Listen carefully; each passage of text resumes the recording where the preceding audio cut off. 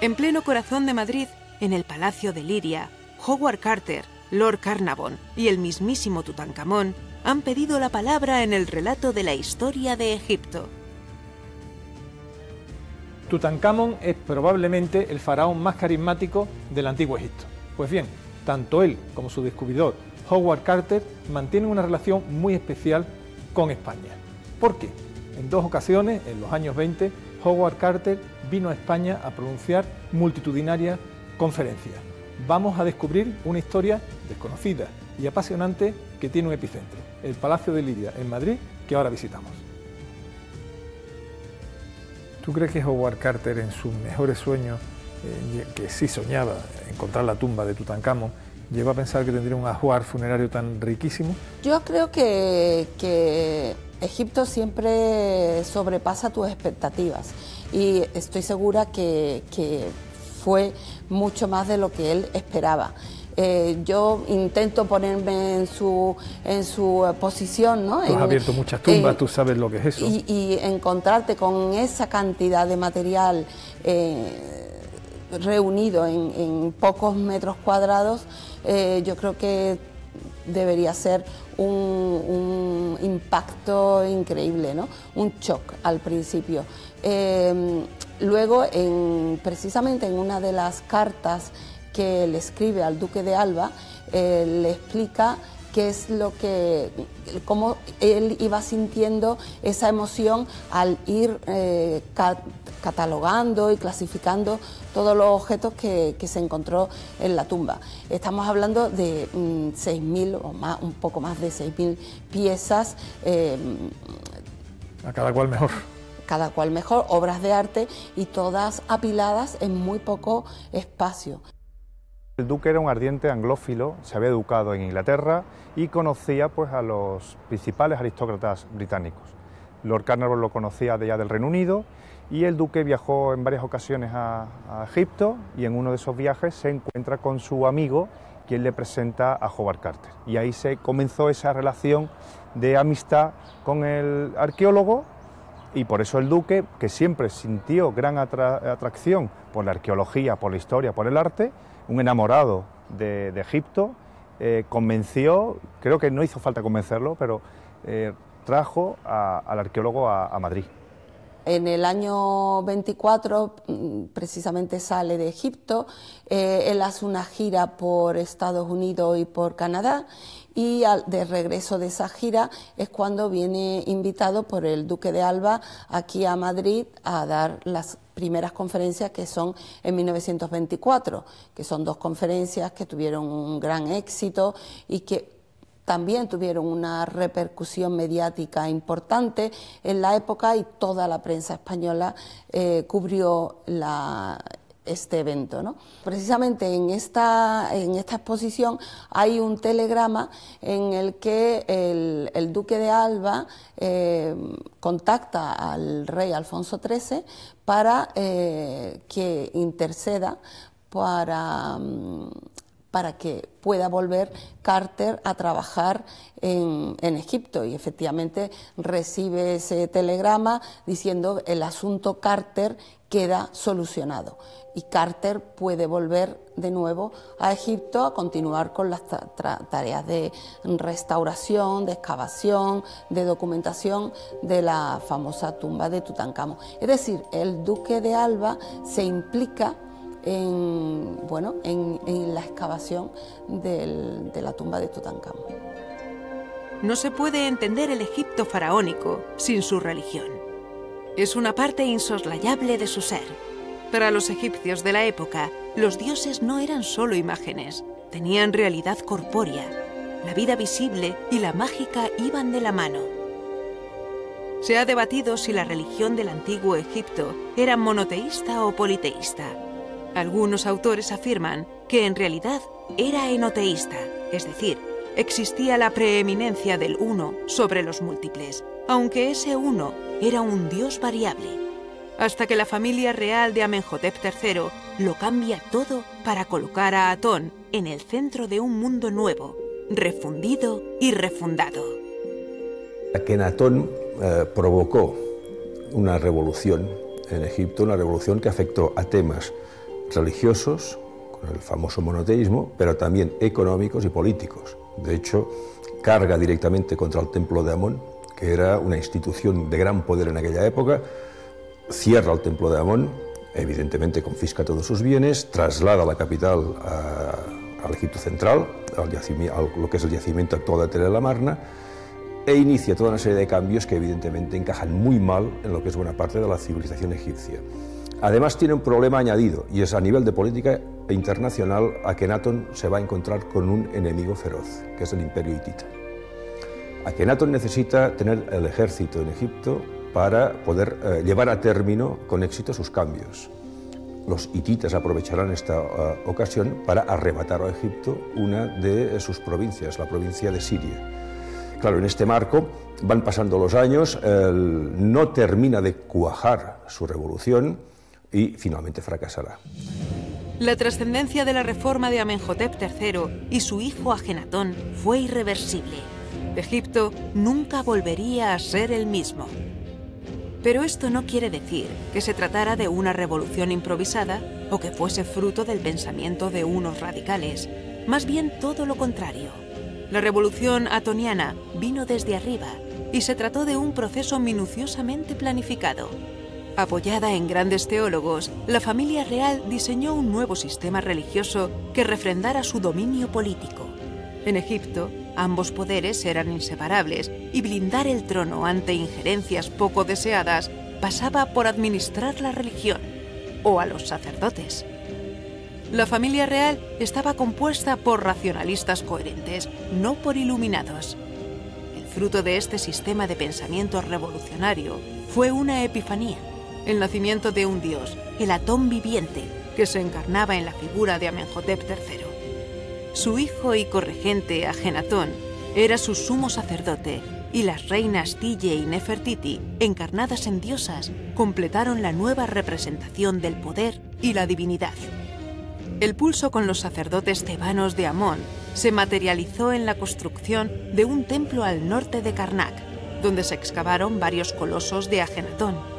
El templo se construyó para celebrar un jubileo, digamos irregular o herético, de Amenhotep III, mientras los fastos oficiales se celebraban en Malkata, en la orilla oeste, probablemente apoyados por el visir Hur. En el cuarto año del reinado de Akenatón, se desterró al sumo sacerdote de Amón a una cantera en la profundidad del desierto. Al final, llegó el traslado a Amarna y el reinado en solitario de Akenatón. Me encuentro tan solo a algo más de 2 kilómetros de la orilla del río Nilo y resulta asombroso pues el contraste que hay entre la feracidad de sus orillas, con la huerta, los árboles frutales y este desierto, ¿verdad? Esta sequedad extrema que piso en estos momentos. Y aún resulta más asombroso saber que bajo estas arenas se encuentra Amarna, la ciudad de Akenatón, y en concreto piso en estos momentos pues una necrópolis de gente humilde. Desde mediados de la década de los 2000, un equipo del denominado Amarna Project está excavando la gran necrópolis de la ciudad. Se calcula que puede haber enterrados unos 12.000 cadáveres de los trabajadores que levantaron esta corte faraónica en un tiempo récord de 20 años. La sociedad egipcia es una sociedad de contraste. Resulta muy llamativo pues la diferencia entre los enterramientos, del enterramiento real, de los grandes sacerdotes, de los altos cargos de la corte, pues a los enterramientos muy simples, muy pobres de los trabajadores y de la gente más humilde como este que nos encontramos. Prácticamente un hoyo en el suelo donde se deposita el cadáver sin apenas ajuar, quizá un humilde anillo, quizá una pequeña vasija de cerámica. El estudio antropológico que se está llevando a cabo trata de establecer, entre otras cosas, el origen de los pobladores de Amarna en época atoniana, sus características físicas, las principales enfermedades o el tipo de alimentación más frecuente. Todavía hoy, al pasar por las orillas del Nilo, antes de alcanzar Tel Amarna, nos invade una extraña sensación de atemporalidad. Los agricultores, ganaderos y pescadores del Egipto parecen trasladarnos sin solución de continuidad a aquellas escenas de la antigüedad que también se recogen en mastabas, templos, pirámides e hipogeos del universo faraónico. Ana, ¿por qué crees que la ciudad de Akenatón fue construida exactamente aquí? Es una pregunta de difícil respuesta. Quizás porque está exactamente a mitad de camino entre Memphis en el norte y Tebas en el sur. Y probablemente Akenatón quería estar lo más lejos posible de ambas ciudades en su nueva capital. La otra razón importante, y así lo cuenta el mismo Akenatón en algunas inscripciones, es que ningún dios había sido venerado en estas tierras. Era un lugar virgen para empezar el universo del Rey Sol. La vida en Amarna era también fasto, goce y solaz. Aunque siempre había un ojo puesto en la otra vida. Si hay algo por lo que debamos recordar a Amarna, es porque en 15 o 20 años Akenatón construyó 4 enormes palacios y varios templos. Si nos preguntamos quién realizó estas construcciones, la respuesta es que fueron las gentes de Amarna, que trabajaron mucho y dedicaron mucha energía a la construcción de esta ciudad para el rey. Seguramente la población viviría bajo cierta presión, pero al mismo tiempo hemos de recordar que Amarna fue un lugar para las familias de los trabajadores, las celebraciones y el entretenimiento. Un desfiladero desnudo por el que se ha encauzado un colérico wadi, situado a 7 kilómetros de la necrópolis de los obreros, en la profundidad del desierto, cobija la tumba inacabada del rey legendario, del monarca maldito. En la cultura egipcia, la muerte era tan importante como la vida. Por eso Akenatón, cuando ordenó construir su ciudad, Amarna, simultáneamente ya estaba pensando dónde sería enterrado.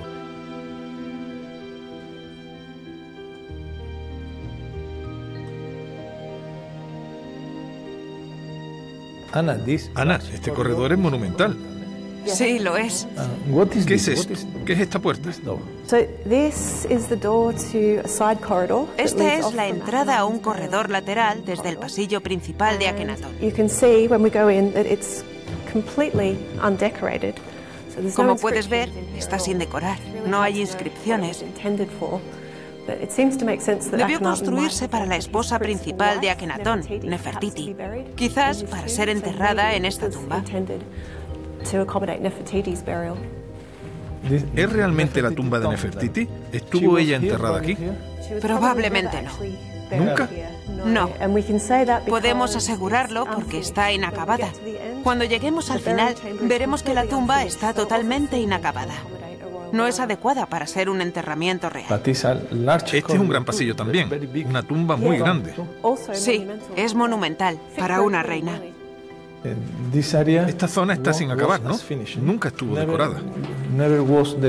No, nunca. Las paredes son de roca, no han sido preparadas para la decoración.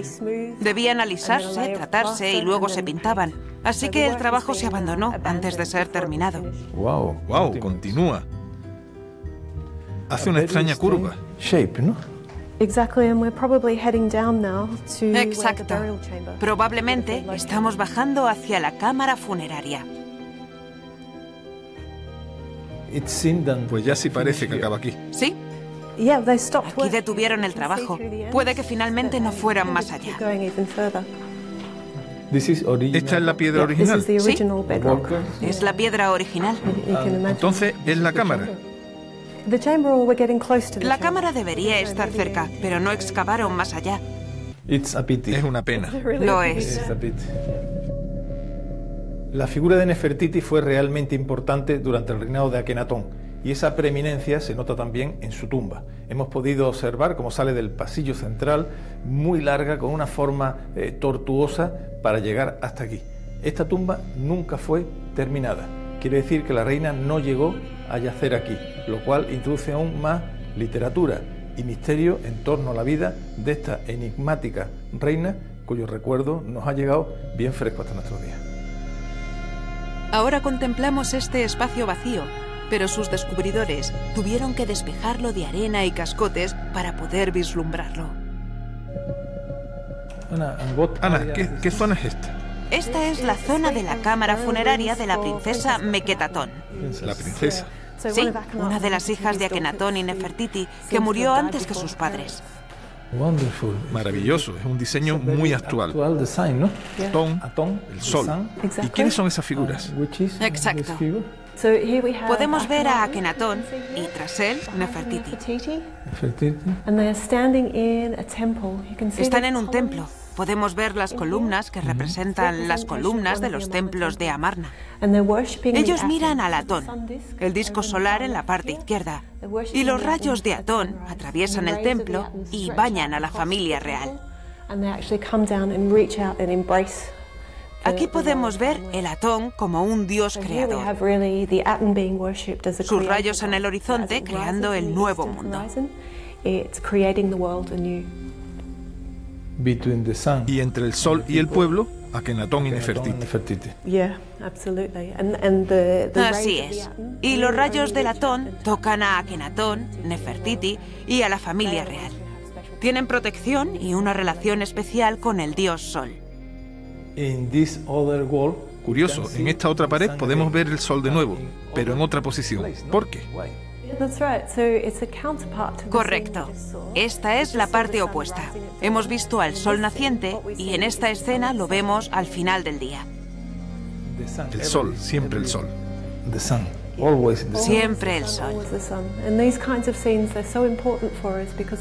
Esta escena es muy importante. Es muy difícil para nosotros reconstruir los rituales del templo. Aquí vemos la ceremonia del rey y la reina en uno de los templos más importantes. La manera en la que se hacían ofrendas al dios Sol al final del día. La exploración de cualquier tumba siempre puede guardar una cámara oculta a primera vista.